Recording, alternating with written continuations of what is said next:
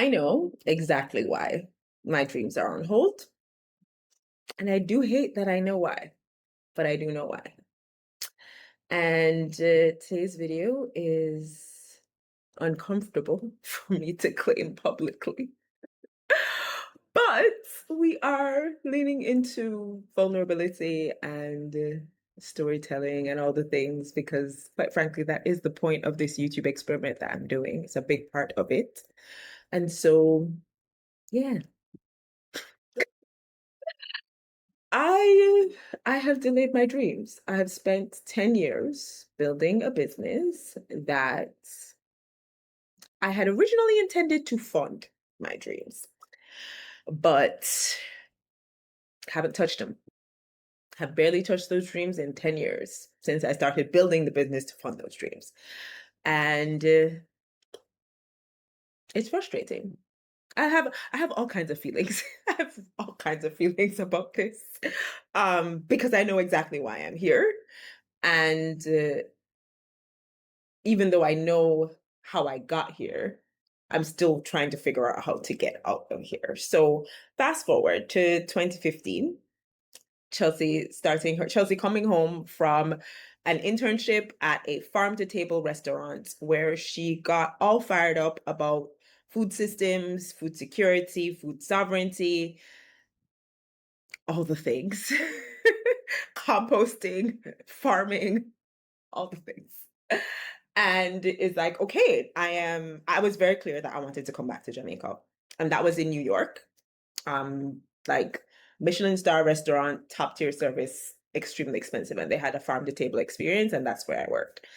And I came back home because I knew I wanted to. They saw how hard I was working and they were like, hey, you sure you don't want to stay? We can fast track you to like the captain because I was working. It was a front of house internship, but you got to be on the farm and you got to be a bit back of the house. So you got the full experience from a food systems perspective, through the lens of hospitality and service. And though I cared less about the hospitality and service piece, I was very much into the rest of that equation. And so I loved it. The internship was hella hard. I was thoroughly infuriated at so many of the things that I saw, and the privilege was rampant and ridiculous. The class privilege, bro. Like, we're not even going to get into that. Anyways, I say all that to say, I was very excited and fired up about food systems and food. Um, and coming back to Jamaica with the dreams of how I was going to make that into a career. And I was very clear that I was coming home. And even while I was there, a lot of the management team were like, hey, we see how hard you're working. You know, we can fast track you to team captain. And that's like one of the front of house teams. You would be the leader of that team. And we can sponsor your visa to stay. And da da da da. I was like, nah, boo boo, I'm coming home. I am not staying here. So I was very clear that I was going home from the first time actually when I went to school, when I went to Kalamazoo, Michigan for college. So I came back home. I was trying to figure out how to make a career in food systems, and that wasn't quite working. I had a few different opportunities that I was trying to make for myself, and it wasn't really working out. And I was sitting on my parents' couch. And I think at that point, they were like, okay, ma'am, what are you gonna do? And they didn't necessarily push me or pressure me. Thank God I have really amazing parents. But there were questions, and there were looks, and there were kind of like, okay, do we need to have a conversation here? What's the thought process, et cetera, et cetera. And I, up until that point, had always been the kind of person who created opportunities for myself. So, and I didn't know this. I didn't know that I did this, but looking back at my life, I see it now. Because when I was in high school, I was very clear that I was not going to go to the university in Jamaica because I felt strongly that the university in Jamaica was perfect if you knew what the heck you wanted to do with your life. And Chelsea had no idea what she wanted to do. And so I felt that I needed to be exposed and to broaden my horizons. And I didn't feel like the university in Jamaica could do that for me.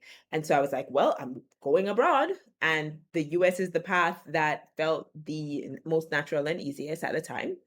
And this was in 2010. So this was a while back. And nearly 2 decades ago now. And I said to myself, well, let's figure it out. So I studied for the SATs all on my own, didn't take any local prep classes or online prep classes or anything like that. Bought the resources myself, studied myself, took mock tests myself, graded myself. I did everything myself. Signed myself up to go figure out SATs, go take them, have my parents pay for them. I went through that whole college like SAT process myself. I didn't have a whole any guidance, if I remember correct, because it's not like I had anybody showing me how to do this. And then I mean, I might have asked a question or two to like other people who were in this process, other like kids in my year, other girls in my year, but like I did that myself. Somebody randomly mentioned Kalamazoo College to me, and I randomly decided to apply there and got in on a scholarship. With like the best money out of all of the offers for the schools that I applied to. I don't know nobody in Michigan. Okay, worse, the name of the place is Kalamazoo. And if you know anything about Jamaicans, the first thing that gonna come out our mouth when we hear a place name like that is, "I which zoo ya go? Palaba what? What a calamity!" Those are the kinds of things that we will say in those moments. And so, again, take up myself and do these things, right? Creating these opportunities for myself. Go to school within my 4 years there. Again, creating opportunities for myself. Two things that really stand out. One, I randomly applied for this grant to like create and host a local project in your own country and got it and was able to come back home, design and implement an entire social community project around youth in education in Jamaica. At like this was a year and a half to 2 years into my college like degree. I mean, I was 18 at the time, so I was a grown person, but like, y'all remember when you were 18, you don't have no sense. And so like I again randomly applied, right? For my senior project, I created that because I was like, I don't like any of the projects that any of these biology labs are working on. And I studied biology at the time. And so I'm going to find my own project. Researched, found my own lab, found my own project, got it funded. Jesus was very good, provided money for me, provided opportunities for me, provided a place to stay. And that was the first time anybody had ever worked in that lab from my school. And I drafted that whole thing myself. And so I've always been that kind of person to like see something and be like, all right, Jesus, let's do that. And Jesus has been so gracious with the co-signing a lot of those desires that I had in my life. And so again, leaving school, still had no idea what I was going to do because at the time I was like, I'm not doing biology because I didn't want to teach, I didn't want to go into medicine, and I didn't want to work in a lab. So I was like, all right, this struggle bus is real. What are we doing here? So I come home. I'm not getting any like food opportunities that seem like they're going to lead to a substantial enough income to support myself while I do the work that I love to do. Because I really love looking at food system stuff. So I started looking online because I was like, well, look, I don't want to go into an office. I do not want to work an office job. I can try, but it's not something that I want to do. So what else is out there? And I figured out and heard about remote working, heard about social media management at the time. That was really starting to take off. You know, that time when everybody was starting to become a social media manager. So I started to do that. I started to look into whether that was a viable thing. I started like reading vlogs voraciously to just learn the skill of content creation and social media management and what that actually means and looks like. And got into online business from there, y'all. That's how I started this business. And I remember my first couple of people that I paid to help me. Actually, I remember the first $1,000 that I paid for something. It was this random white dude who I was paying to make my coat. And bro, I will tell you that was that was a bold move that I made because it's not like I had any money. I wasn't working, no job. I didn't have no money to pay for this. But he was helpful. And that was the first time that I had ever encountered coaching. And that was maybe like a year into my journey when I was still trying to figure out what I was going to do. And I didn't have many clients, if any, at the time.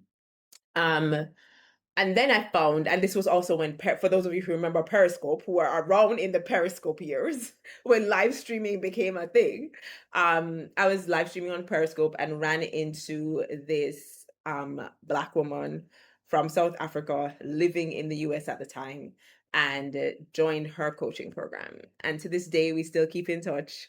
Tepsi, her name was Tepsi, and she was the absolute best. And she really believed in me, helped me gain copywriting skills, helped me gain launch experience because I was behind the scenes in her launches working. And it was so valuable for me to prove my expertise 2 years in to my business, prove that like all of this studying that I had low-key done for myself in this business, all of this absorbing of information, all of these random clients that I was working with that didn't feel like they were leading me anywhere. Like I actually had expertise that was useful because I helped her turn her launch around. And at the time, it was the first time I was even launching anything or working on the back end of anybody's launch. So it felt really, really good to have that expertise proven. And she was the first person who was like, okay, but what do you want out of this business? What do you actually want to create? And at the time, I hadn't done any food stuff in months.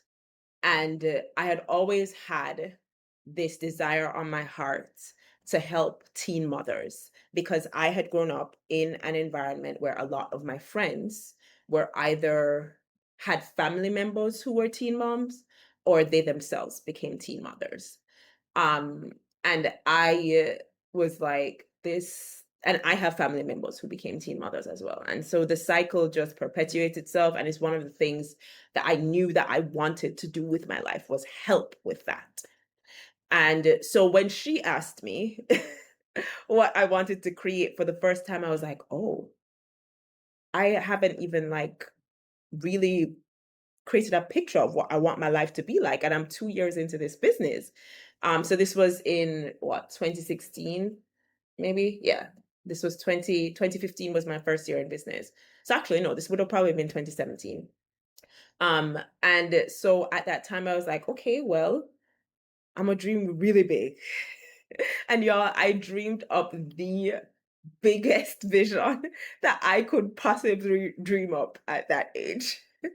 And it was so huge that I had no idea how I was going to accomplish it. But one thing was very clear. I would need money.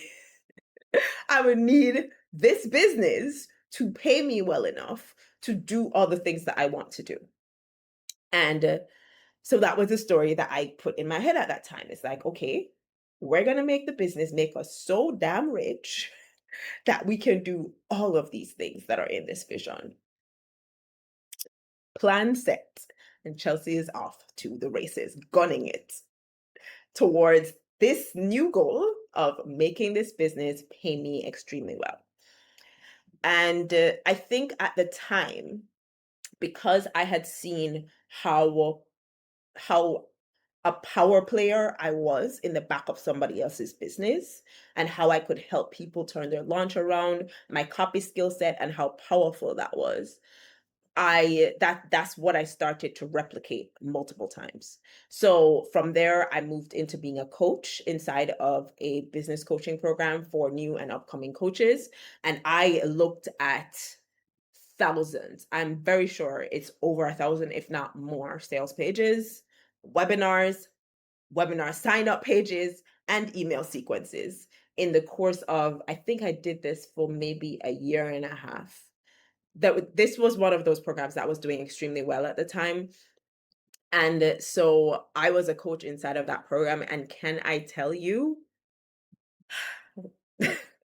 I do believe that all of the messaging and copywriting chops that I had developed before that coaching gig, I deeply refined just from exposure and seeing the same mistakes being made over and over and over and over and over again. I developed my skills of coaching people through messaging refinement, through looking at what they need to shift and change and thinking from the lens of their audience through that position as a coach in somebody else's program. However, I moved from that program to the agency, which I've talked about in previous videos, working at an agency. And then I moved from that agency to working one on one with clients back end in their businesses to another coaching program that I was a coach in there for like, what, 2.5 years, something along those lines. And so I just moved from back end to back end to back end to back end to back end. And quite frankly, over delivered and undercharged for the remaining 8 years of my time in business. Well, actually, let's call it 6. um, or would that be? Yeah, no, let's call it 6. um, because that would make up to 8 years in business. I when I tell you that I am your best cheerleader and I root for you, I make sure you have everything that you need. I over delivered so damn much because I was so determined to give it my best shot to make this business work for me, but I was not charging for what I was delivering for people. And I allowed my prices to stay the same for too long. And even when I raised them, um, I would continue to over deliver. It's that thing of like unconscious competence and doing things at such a high level that you're okay if somebody else is excellent, but you don't realize that. So you are always on your excellent operations level, which is way more than people even ask for or like wanted to even pay you for, but you're already doing it. So you kind of just take what you are getting in terms of pay. And I did that for probably, let's call it 8.5 years, because I really, really just, I wanted this business to work. I wanted this business to fund that vision that I had dreamt up in 2017. Actually, was this 2017 or was it 2016, y'all? I don't even remember. It was somewhere around that time. This was way before COVID. So I wanted the business to work. And I think that what really kept me in all of those back end positions was people pleasing. And this is why I say that I know exactly why I'm here, and I absolutely hate it. And yeah, that's exactly why I say that.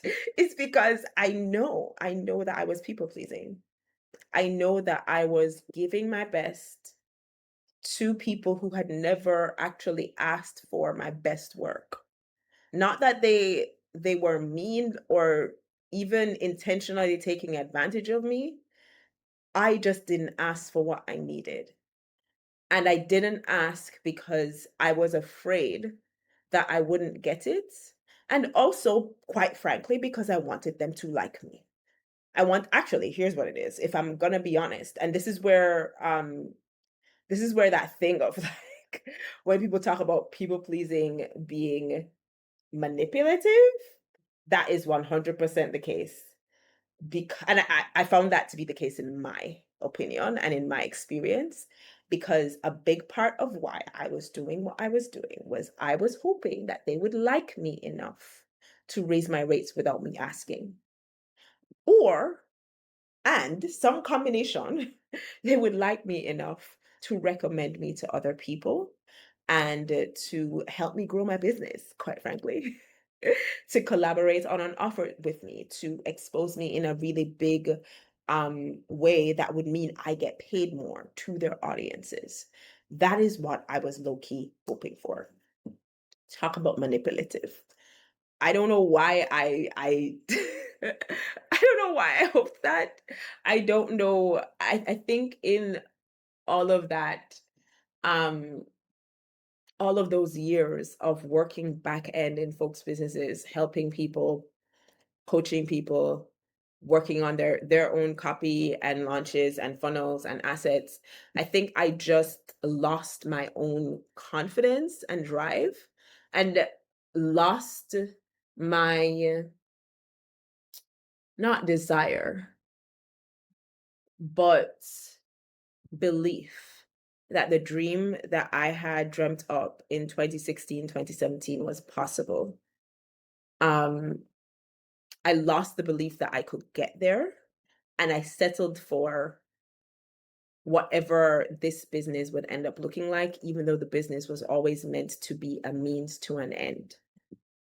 And because I lost that belief, the business had to work because the vision was no longer a possibility or a reality. And even if it was a possibility, it was very far away. And it was not what Jesus was doing in my life at the time. So went the story that I told myself in my head unconsciously, because I didn't realize that this is what I was really telling myself fully. I didn't like accept that this was what I was saying, but it is what I was saying. This is not what Jesus was doing in my life at the time. And so this business has to work because it's now the vision. It has become the thing. Um, and the vision is, I don't know what's going on with that vision, but that vision no longer exists. Or at the very least, it don't exist now, and I don't know how to get there. Because this business is not paying me the money to get to where I want to be.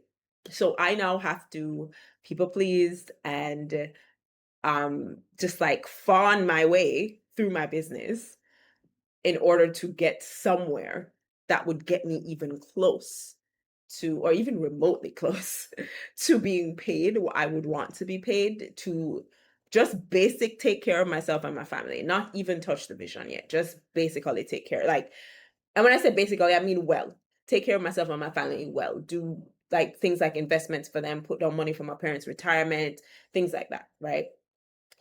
And so yeah, I got stuck in that place. I got stuck in that place of people pleasing. I got stuck in that place of really just trying to make this business work.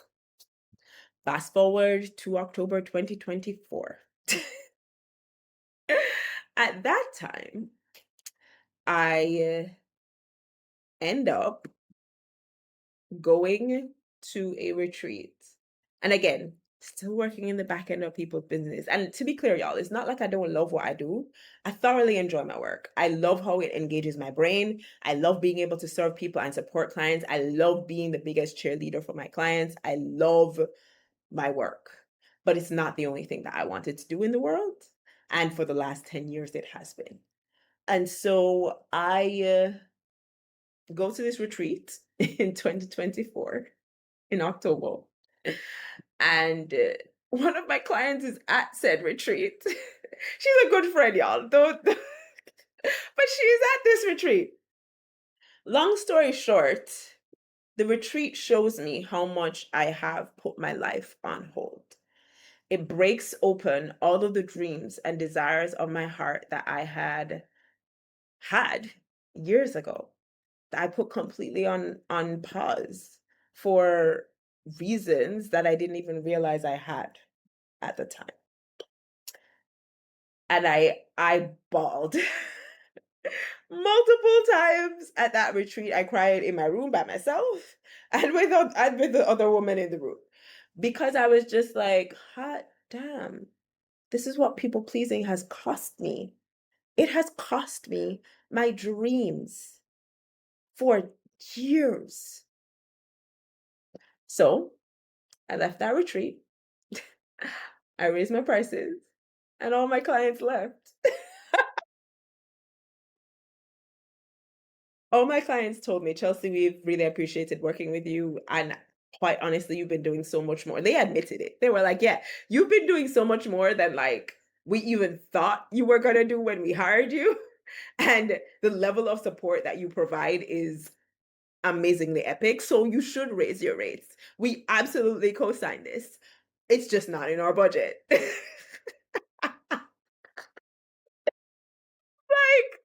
I mean, I figured this was going to happen and I kind of braced myself for it, but to watch it happen is a whole other story. You're just like, okay, cool. Well, don't really know where that leaves me, but 2025, where that left me was getting back into coaching which was the easiest thing I could do at the time. And what my coach advised me to do because it was so easy for me to do. And because it would then leave room and space for me to recover from all of that. Because again, I was doing so much. I was performing at such a high level, and I had been for years, and I had lost connection with this vision that I had in my heart. And so, yeah, that's what 2025 was. It was a year of coaching. I had some really cool clients, really interesting experiences coaching, and in the back end of my life, reconnecting with so much of what I had let go of. I talked about in previous videos how I'd started swimming in 2023 when I did that group coaching personal development program. Like 2025, all of the things doubled up. I started writing poetry and fiction again. I started diving into my French and my Spanish again. I started doing so many stuff for myself in that year. I started going to the market and getting myself the kind of food that I wanted every single week.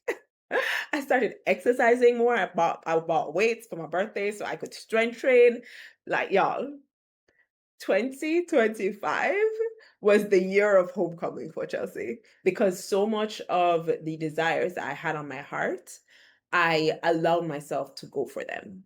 And it definitely it wasn't connected to the big vision that I had that I drafted in like 2016, 2017 yet, but just coming back to who I was, to that girl who dreamed, right? To that girl who wanted something and went after it and created it and added it to her life.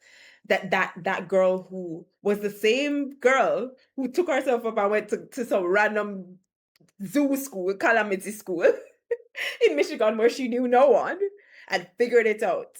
And even though she was racked with depression, got her degree and walked away, right? Like she did good.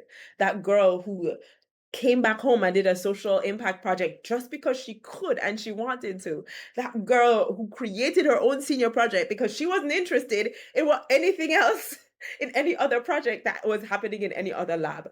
That young woman, I reconnected with her in a really big way in 2025 because I allowed myself to go after the things that I desired. I went to so many events for the first time because I was like, I want a social life. So I'm gonna do stuff. I went out like crazy in 2025. I was extremely social. Like there were so many things that I did for myself. And bringing those desires into my reality has reawakened that vision from 2016, 2017, but made it bigger.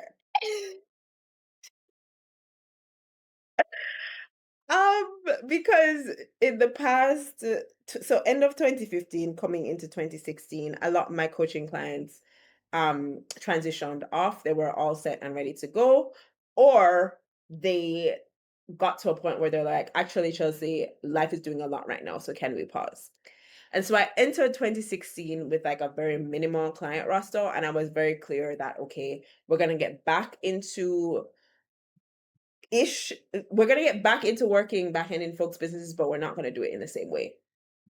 Um, we're not gonna keep ourselves small. We're not gonna deny ourselves. We're gonna make this super easy for ourselves by putting systems in place, and by doing that, we're gonna give ourselves room to do the things that been wanting to do in our lives. We're not going to allow trying to create finances in this business to stop us from creating the visions that we've wanted for over a decade now. Or really just like a decade now, right? And so I was like, okay, we start working on this at the top of 2026, and I'm vibe coding.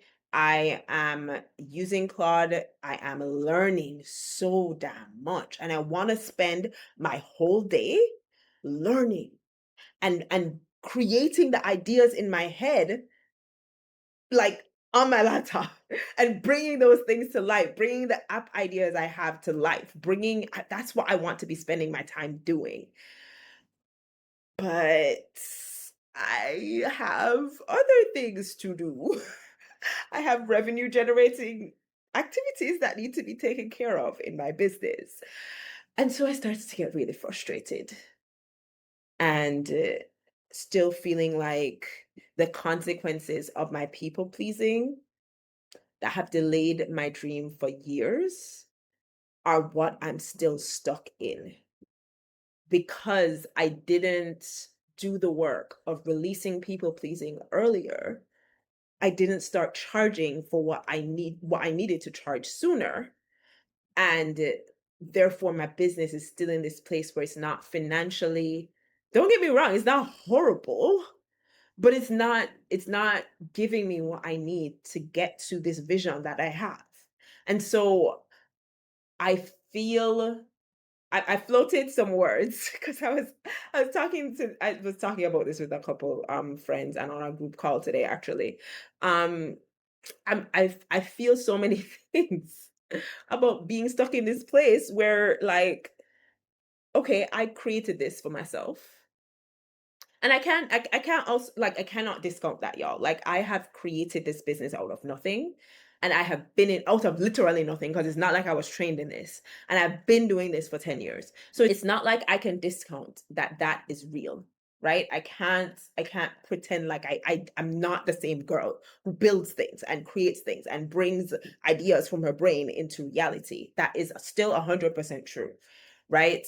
But I see how, if I had done the work to release people pleasing sooner, I would have been much further along.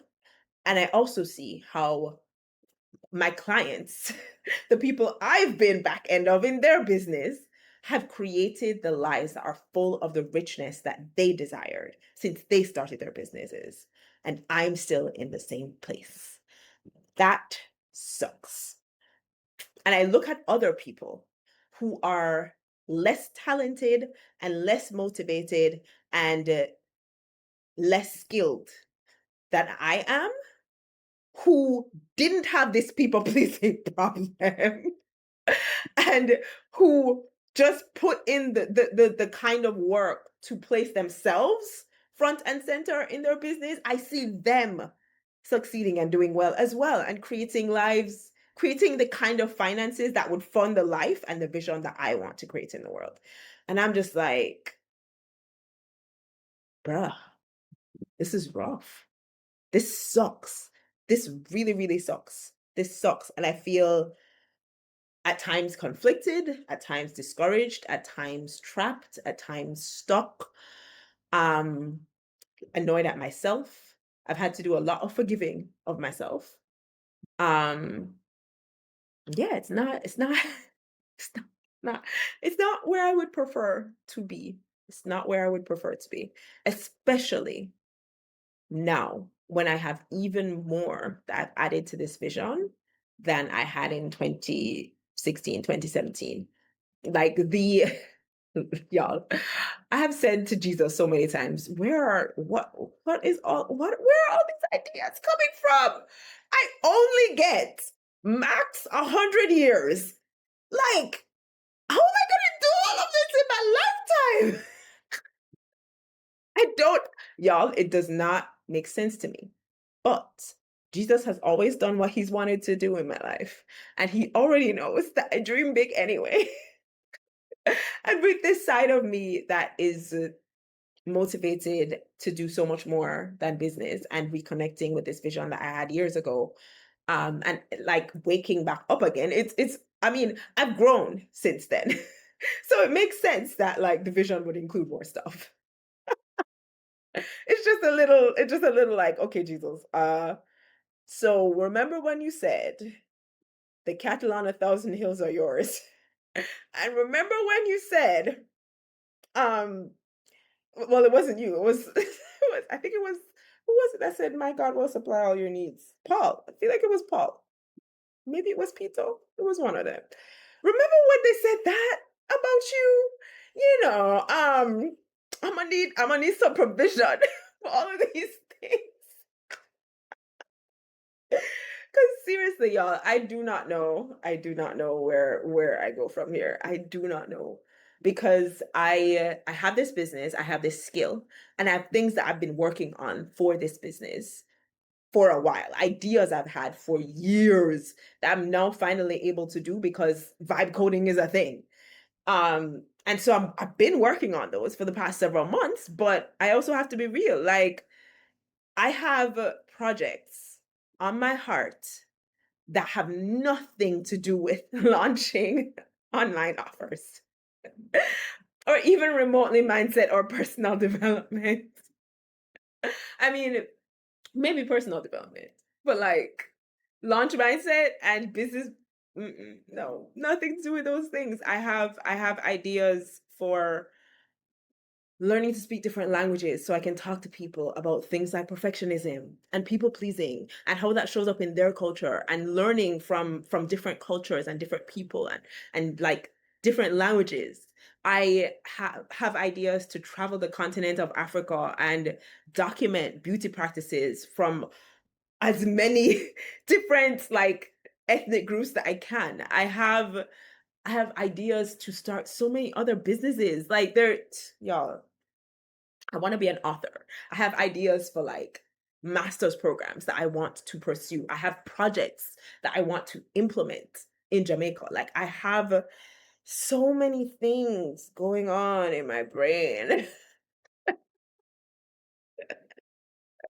And I'm just like, I don't know how we do all of this. And I don't know how I get from this business to all of that.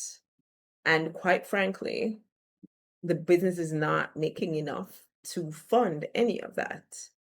And so I guess this is the moment where I get to lean into the version of Chelsea that creates opportunities and trust Jesus to fill in the blanks, the money blanks, the housing blanks, all of the blanks. And I don't know what that like I don't know what I do. Maybe I start something. I don't know. Um, but all that to say, we are in an uncomfortable place right now, and it is partially of my own making. But it also does kind of feel like it is as a result of the systems that we live in, because we live in a world that pays us for our work, and what we get paid, we actually need to survive. So it's not like it's paying us and then our survival is not tied to what we get paid, or survival is tied to the money that we generate in this world that we live in, and that's capitalism. And so I do I felt myself like irrationally angry and low-key rebellious the other day because I was sitting, actually it was this past weekend. This past weekend I was watching a YouTube video. And as I often do, somebody will say something and on the YouTube video, and I will either grab the entire transcript to fact check it and to learn from the transcript, or I will just pause and talk to Claude about what I'm hearing and what I don't understand. And so they were talking about reasoning and a bunch of different experiments related to modus ponens and modus tollens, if y'all know those kind of ideas and concepts around like logical arguments and things like that and reasoning. Um, see, I can't even say I literally I can't say the words right yet. And confirming the consequent, or affirming the consequent and denying the antecedent, all that jazz. I was learning and I was like, I know my brain has this weakness where it doesn't naturally gravitate towards seeing the negative side of the argument. Um, and I'm not exactly saying that correctly, but just bear with me here. And so I wanted to learn this to start to develop that muscle in my brain. And so I was like, okay, cool. Claude, you're gonna have to explain this to me. And I paused that video and sat there for like 2 hours going back and forth with Claude trying to understand this. Actually, it was probably 3 hours.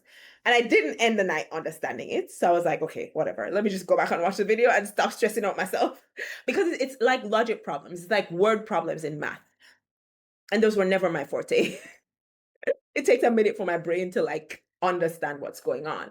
And so ended the night not understanding, went back and watched the rest of the YouTube video. And I started the Monday morning. This was Sunday night. And Monday morning, I was like, say, Monday morning when I have things to do, when I have client spots that I need to fill, when I have work that I need to take care of, I'm just like, you know what Chelsea's gonna do? Chelsea's gonna learn. I'm gonna learn right now. And screw you, capitalism, for not paying me to learn. Like, why can't I get paid to learn things? I want to develop myself. I want to advance right now. And I can't because what you pay me for has nothing to do with this thing that I am currently interested in learning because it doesn't. Not really. It's not connected very well. Like there's no clear through line between understanding, denying the antecedent, and coaching people on launching their online offers. And so I was so annoyed and I said, you know what?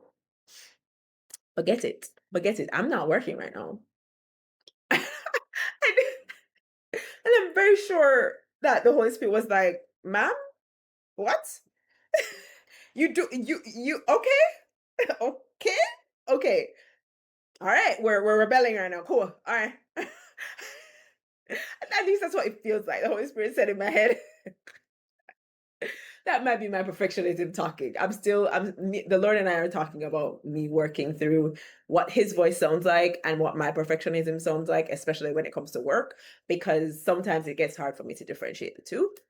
In any case, all that to say, I spent the whole morning talking to Claude about this. I spent an extra 2 to 3 hours that morning.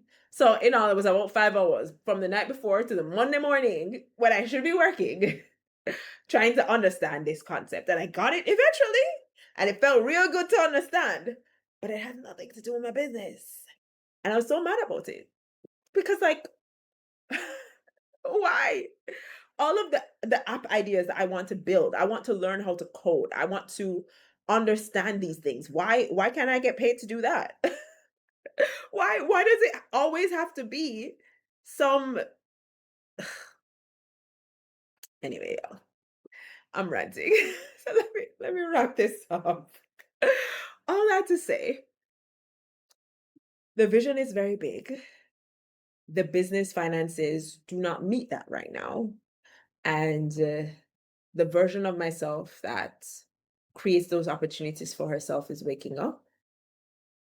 But I have no idea what the next step looks like. So we out here. We out here, especially in this time when it's so damn risky to do anything to upset your flow of income. We out here. All right, y'all. If you have ever felt in any way that you're watching people who started after you get further ahead of you, you're watching people who you've helped get to be where it feels like you should have been by now. If you've ever felt any kind of frustration with your people pleasing or anything along those lines, if something resonated in this video, I would love to hear it. Feel free to drop it in the comments, or better yet, DM me on Instagram. I love having one-on-one conversations with people.